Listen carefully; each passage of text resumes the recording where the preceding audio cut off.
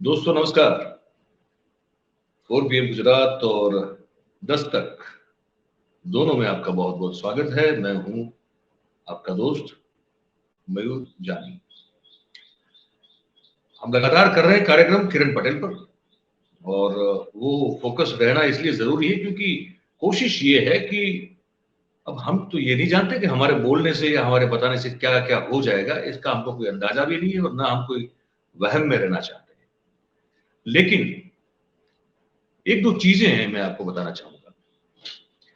एक तो ये है कि ये हमारी जिम्मेदारी बनती है बतौर जर्नलिस्ट, पत्रकार के तौर पे रूप में, कि अगर हम तह तक जाने की कोशिश न करें, अगर हम उसको जो है एंड तक जाके समझने की और आपके समक्ष प्रस्तुत करने की कोशिश ना करें, तो फिर हम हमारा काम ठीक से नहीं कर रहे हैं, ये हम कह सकते हैं, आप भी कह सकते हैं। एक तो ये बात। दूसरा, क्योंकि अब कुदरती रूप से ये घटना जुड़ के तार जो है ये गुजरात से ही जुड़े हुए हैं और गुजरात में इतने सालों से हमारा काम कर रहे हैं, तो फिर हम स्वाभाविक बहुत ही स्वाभाविक है कि हमें उसकी जानकारी मिलनी चाहिए सबसे पहले हो सके तो, और सबसे अच्छी और गहरी, अ, और वो हम ढूंढ के लाए और आप तक पहुंचाए। तो तीसरा, वो बहुत महत्वपूर्ण मुद्दा कि ये इतना बड़ा मामला है जिसने हमारी जो सुरक्षा है, राष्ट्रीय सुरक्षा, उसकी धज्जियां उड़ा दी।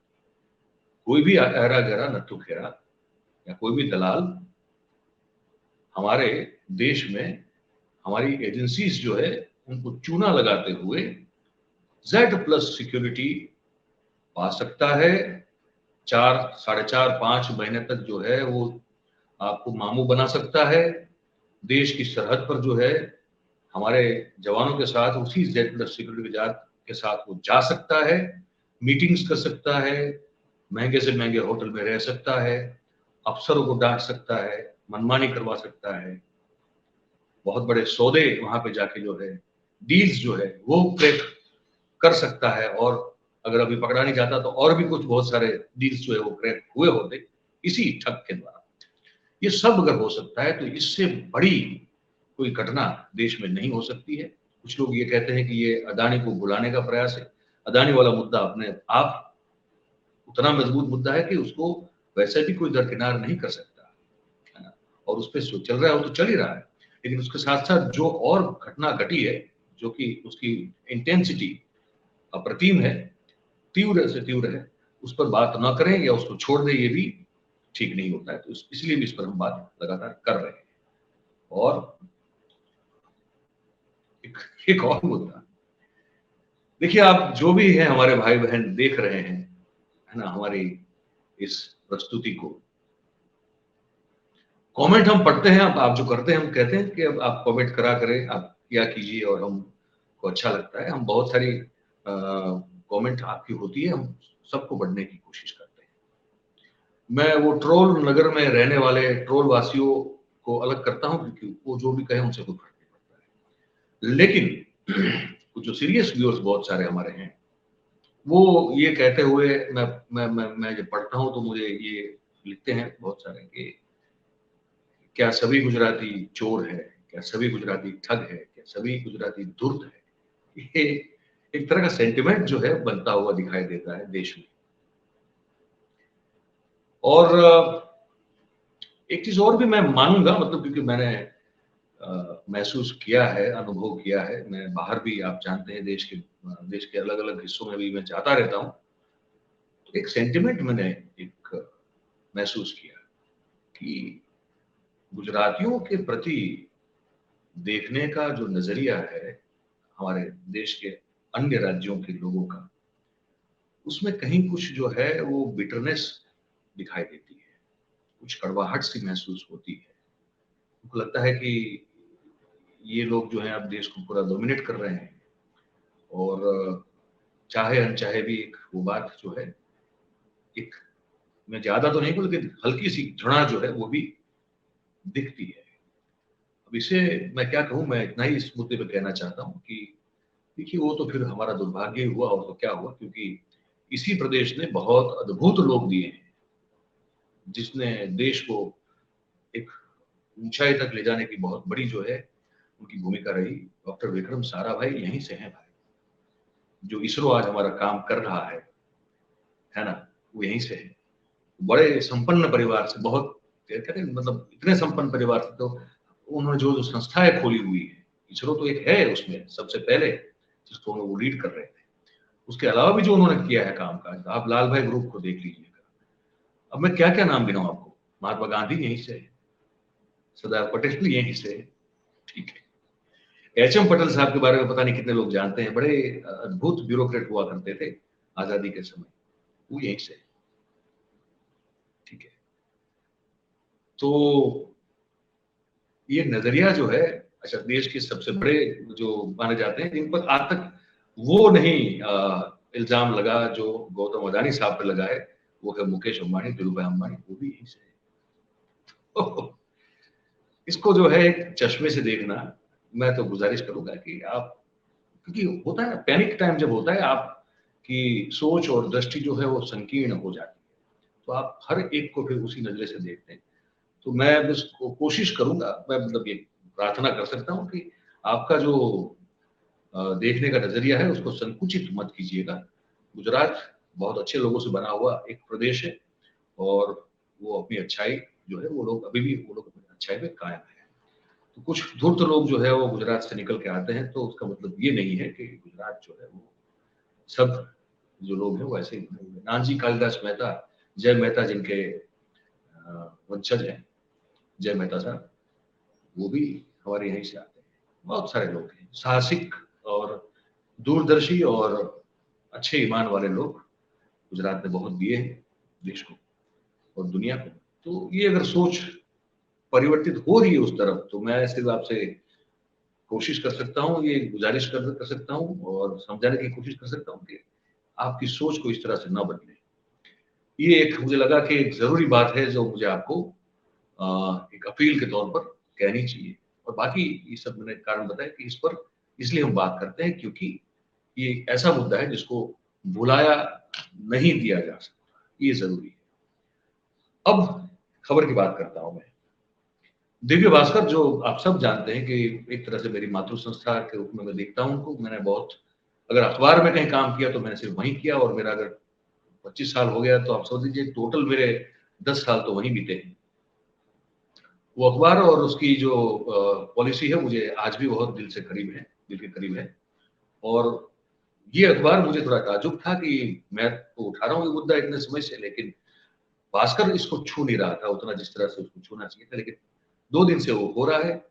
देवेंद्र भटनागर साहब जो कि स्टेट एडिटर है भास्कर के, उन्होंने खुद जो है स्टोरीज की है। और आज एक जो स्टोरी छपी है, हालांकि 2 स्टोरी छपी है, तो मैं ये जो खबर मैं आपको बता रहा हूँ उसमें मैं वो भास्कर को क्रेडिट देते हुए खबर बता रहा हूँ। ये भास्कर की खबर है और मैं भी उस पर काम कर रहा था, भास्कर भी काम कर रहा होगा, दिव्य भास्कर के जो रिपोर्टर थे, और उन्होंने वो खबर छापी है जो मैं एक्चुअली पहले एक बार बोल चुका हूँ, लेकिन इन्होंने जो है कुछ और डिटेल दी है। और जो खबर जिसने लिखी है वो है हिरेन भट्ट, बहुत ही तेज तर्रार जर्नलिस्ट है, मैं आपको बताऊं, मेरे दोस्त भी हैं।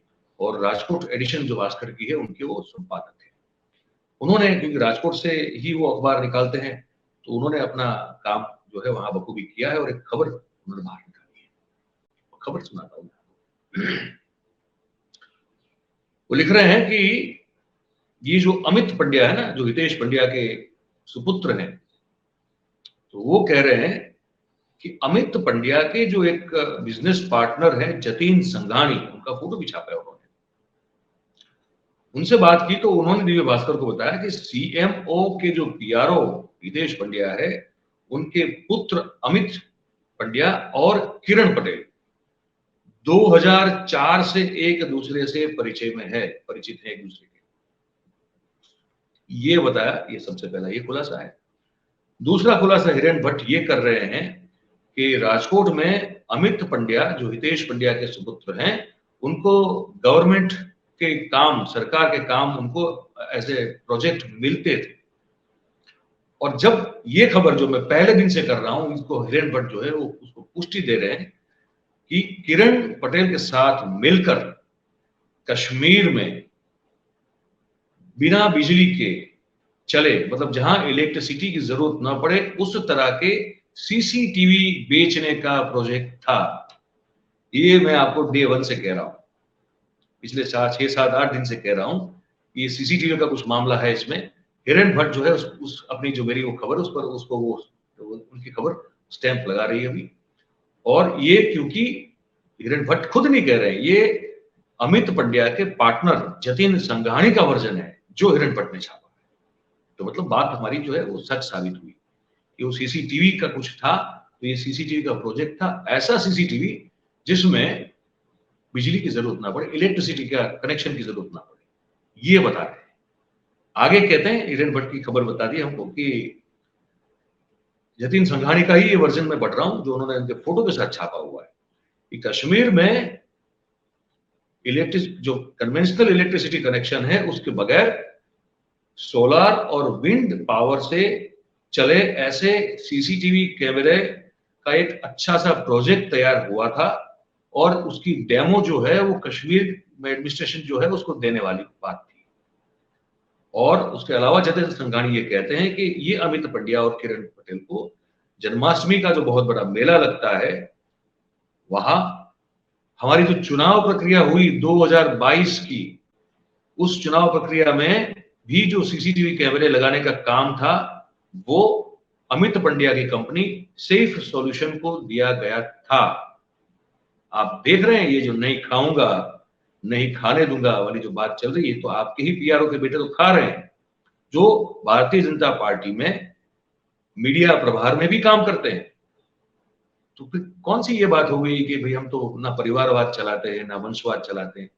यही तो आपकी बात जो जुमला साबित हो जाती है। आगे कह रहे हैं अब यहां तो उनको मिला था काम, अब उनको जो है जतिन संघानी कह रहे हैं कि हाँ अब इनको गुजरात से बाहर जो सेंसिटिव प्रदेश है वहां जाके कमाई करनी थी। ये जतिन संघानी के वर्ड टू वर्ड मैं आपको बता रहा हूं।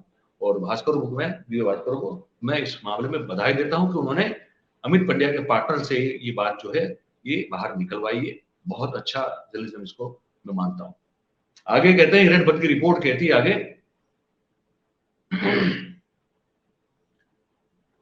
कि सीएमओ के जो पीआरओ है हितेश पंड्या वो मूलतः राजकोट के हैं जो हम आपको बता चुके हैं पहले आगे। और 2001 की साल में वो गांधीनगर गए थे, वो भी हम आपको बता चुके हैं कि जब नरेंद्र भाई आए तो फिर उनको गांधीनगर बुला लिया गया था और उनको सीएमओ में काम मिल गया था। और उनके जो पुत्र है अमित पंड्या वो तब राजकोट में थे, पढ़ाई कर रहे थे। और उसके बाद अमित जो है वो अहमदाबाद गए और वहां उन्होंने नौकरी शुरू की।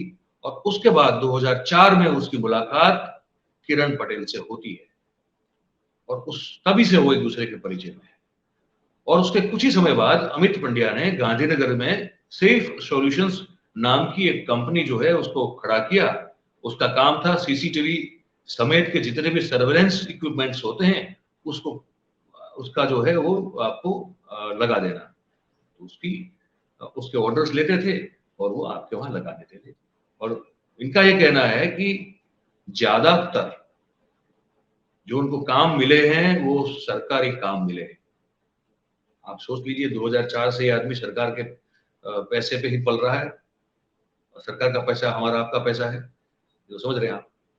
तो सरकारी काम ही उनको मिल रहा है 2004 से, जब से शुरू किया है तब से। और वहां फिर उन्होंने राजकोट में भी इसकी एक ब्रांच खोली और उसका संचालन ये जतिन संघानी जो इनके बचपन के अमित पंड्या के बचपन के मित्र है उनको दिया गया। और वहां भी जो है राजकोट और अन्य आसपास के इलाकों के जो सरकारी कॉन्ट्रैक्ट्स थे ये फिर इन्हीं को मिलने लगे। और अब बड़ी इंपॉर्टेंट बात मैं कह रहा हूं, 2022 को चुनाव, गुजरात विधानसभा का चुनाव मुझे झोल लगता है मैं बार बार छाती ठोक के कहता हूं। अब ये कह रहे हैं कि गुजरात विधानसभा चुनाव में जहां ईवीएम रखे जाते हैं उसको स्ट्रॉन्ग रूम कहते हैं, उस स्ट्रॉन्ग रूम समेत के अन्य जो चुनाव संबंधित स्थल है वहां पे भी सीसीटीवी लगाने का काम जो है इस अमित पंड्या की सेफ सॉल्यूशन नाम की कंपनी को मिला था। जन्माष्टमी में मेले में सर्वेलेंस का काम उनको पुलिस के द्वारा मिला था। और साथ में जतिन संघानी ये भी बता दें कि ये सब काम तभी मिलते हैं जब आप टेंडर जो है सरकार जारी करती है, आप टेंडर भरते हैं और आप दाम उसमें लगाते हैं। उसके बाद फिर अगर आपके दाम जो है वो कॉम्पिटिटिव हो तो आपको मिल जाते हैं। लेकिन इन्हीं को क्यों मिलते हैं, इन्हीं को क्यों हर बार पता चलता है कि कौन सा दाम जो है टेंडर में भरना चाहिए? ये भी तो एक सवाल है। तो इस सवाल का जवाब अब जो है पुलिस को इस बारे में भी जांच करनी चाहिए। कैसे तो कैसे हर हर टेंडर में यही जो है, इन्हीं को दाम जो कॉम्पिटिटिव रहे और इन्हीं को कॉन्ट्रैक्ट मिलता रहा। ठीक है। और कह रहे हैं एक और जिसमें इसमें आगे जो बताया गया वो ये है कि मैं बताता हूँ आपको बिल्कुल। ये हाँ, आगे ये कहा गया इसमें कि अब ये तो यहाँ तो मिल ही रहा था, ठीक है, अब यहाँ मिल रहा था तो उन्होंने सोचा कि अब कश्मीर में भी सीसीटीवी कैमरास लगाने का प्रोजेक्ट जो है वो क्यों ना हाथ में ले। तो उसी सिलसिले में अमित पंड्या और किरण पटेल और ये जय सीतापरा गए थे वहां पे, ठीक है। और अगर ज्यादा उसके बाद जांच की गई तो ये पता चला कि अमित पंड्या को उस विस्तार में, उस इलाके में, कश्मीर में अपने सीसीटीवी और सर्वेलेंस इक्विपमेंट्स को लगाने का, बेचने का व्याप जो है उसको बढ़ाना था। और क्योंकि वहां बहुत सारे इलाकों में विद्युत कनेक्शन नहीं है, तो उसकी उन्होंने एक चर्चा की किरण पटेल के साथ कि क्या कर सकते हैं। तो उन्होंने ये सोचा कि एक ऐसा कैमरा जो है उस वो बेचा जाए जहां पे कन्वेंशनल इलेक्ट्रिसिटी कनेक्शन की जरूरत नहीं होती, वो सौर ऊर्जा या तो विंड एनर्जी से भी वो चार्ज हो सकता है। तो ऐसा प्रोजेक्ट वहां सफल होगा ऐसा इन लोगों ने सोचा और फिर कश्मीर एडमिनिस्ट्रेशन से ये कॉन्ट्रैक्ट पाने का उन्होंने आयोजन किया। ये खबर पर अब पुष्टि हो जाती है, ठीक है, ये हुआ। तो इसके अलावा एक चीज और जतिन संघानी साहब बताते हैं, इसको भी ध्यान से सुनिएगा। और भास्कर ने इसका वो क्वेश्चन डाला है, वो कह रहे हैं कि कश्मीर में सीसीटीवी लगाने के लिए किरण पटेल ने एक कश्मीर के जिला कलेक्टर से बात की और उसके बाद दूसरे इलाकों में भी उनको काम मिलने वाला था और उसी को लेकर अमित और किरण दोनों ने अपने इस सीसीटीवी के प्रोजेक्ट की जो डिटेल्स हैं वो उस कलेक्टर को दी, उसको ईमेल किया है। और किस कलेक्टर को ईमेल किया है ये जतिन संघानी को नहीं, लेकिन कोई एक कलेक्टर है कश्मीर के जो जितने भी जिले हैं उसमें से, उनमें से एक कलेक्टर को उन्होंने इस पूरे प्रोजेक्ट की डिटेल ईमेल की है। और किस कलेक्टर को की है, कौन से जिले के कलेक्टर को की, ये अमित पंड्या ने की, ये जतिन संघानी को नहीं पता, ये बता रहे। अब अमित पंड्या ने राजकोट के अलावा और जो गुजरात के अन्य जिलों में और स्टेट में जो भी सरकारी कॉन्ट्रैक्ट पाए थे, जिसमें वो चुनाव प्रक्रिया 2022 की भी हो गई, जो भी सरकार के पब्लिक गैदरिंग वाले कार्यक्रम हो गए, और जो त्योहार के दौरान, जो फंक्शन के दौरान जो सर्वेलेंस रखने का काम मिला था वो सब हो गया। फिर चाहे वो मुख्यमंत्री की मुलाकात के स्थलों का सर्वेलेंस क्यों ना हो, वही सब जगह पे अमित की कंपनी ने ही कैमरे लगाए। अब ये सभी कार्यों में इन्हीं को जब ये काम मिलता रहा तो ये सब कब दिया गया, ये ऑर्डर टेंडर का कब इनको हुआ, बीट कब मिली इनको, कब ये टेंडर करवाए गए थे, या फिर सीधी सिफारिश से इनको मिला है, ये सब चीजों की जांच जो है अब करने के लिए जो जांच एजेंसियां हैं वो राजकोट और गांधीनगर में जांच शुरू करने जा रही है, ये भी बताया जा रहा है। ठीक है, ये एक बात है। दूसरी खबर हम आपको बताते हैं, ठीक है। दूसरी खबर भी भास्कर की है, मीर भट्ट जो अहमदाबाद के क्राइम रिपोर्टर है, वो उनकी खबर है।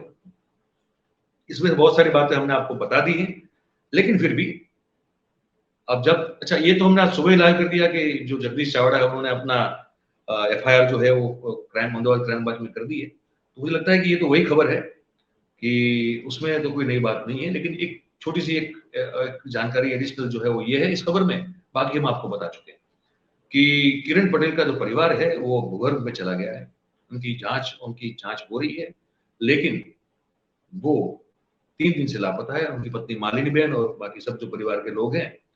और क्योंकि किरण पटेल के साथ साथ अब मालिनी बेन पटेल पर भी एफआईआर दर्ज हुई है तो पुलिस अब उनको खोज रही है।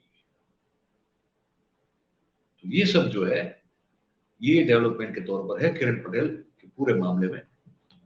और भी कुछ खबरें अगर जैसे हमारे पास आएगी खुलेगी, हमको कुछ एक दो नहीं, 2 लोगों ने हमसे फोन व्हाट्सएप पे बात की है और कहा है कि आप हमको मिलने के लिए आए, तो हम रूबरू मिलकर हम आपको कुछ बताना चाहते हैं। तो मैं कोशिश में हूँ कि मैं आज उनको मिल पाऊँ और अगर वो कुछ जानकारी देते हैं एक्स्ट्रा, तो वो मैं आप तक पहुँचा पाऊँ।